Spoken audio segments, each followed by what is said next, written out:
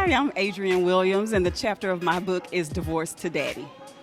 And I'm Janiqua Eldridge, and the title of my book is I Got Mail, or my chapter is I Got Mail. My story is about a little bit of a memoir reflection of spending some time with my dad. I had recently gotten a divorce, and really about being vulnerable. And so taking the opportunity to develop an unnurtured relationship and really bridging that bond together with my dad, taking a road less traveled.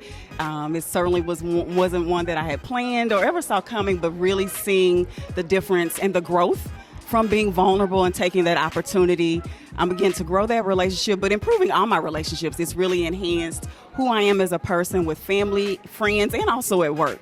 And so I would really want women to know that your past certainly doesn't determine your future, and to do some healing work, because that was certainly a part of it that allowed me to move forward with everything that God has for me to move into my destiny.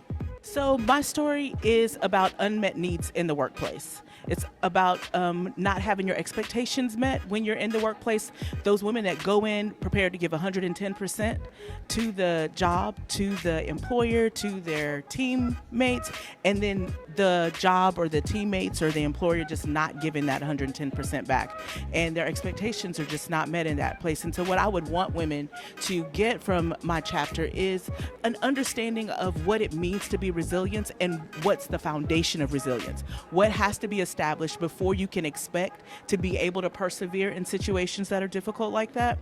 I'd like for women to think about, especially those professional women who understand that they're really not in a position to walk away from a job, but to understand what it means to have to stay there and what you can do in order to be able to build the foundation that you need in order to be able to be resilient and persevere in a place where your needs are not met. Learning to know yourself, who you are, what walks in the room when you walk in, understanding what your worth is, will give you the opportunity to create a space where your value is heightened and you can meet your own expectations in the workplace. It's the sisterhood for me. It is the sisterhood for me. I've said this over and over and over again. I'm not one who has, in the past, really had a lot of women friends.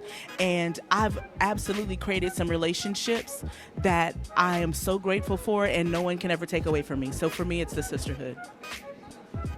I'll copy that. I would definitely say the sisterhood, the relationships formed and established, new relationships, has been exciting. Janiqua and I are both from the Dallas area, and again, just some of those, the bond through some of the similarities we have to come here. But I would also say for me, really, it's been a lot of growth and self-confidence. I've seen such a change in just a few short months, and so this has been an amazing growth effort for me, and again, just self-confidence all the way around. Just happy to be here and to see the transformation. Absolutely. Okay, so Dr. Shana and I have known each other before this project, but she's the person that got me out of focusing on the corporate space and really opening my eyes to be able to make an impact for women, and I can never, ever, ever thank her enough for that. It's amazing. Thank you, thank you, thank you, sis. Thank you, sis.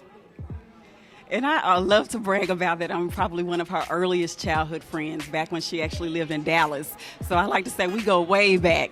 And so it's been many years, but this has been a great time to reunite and connect with her.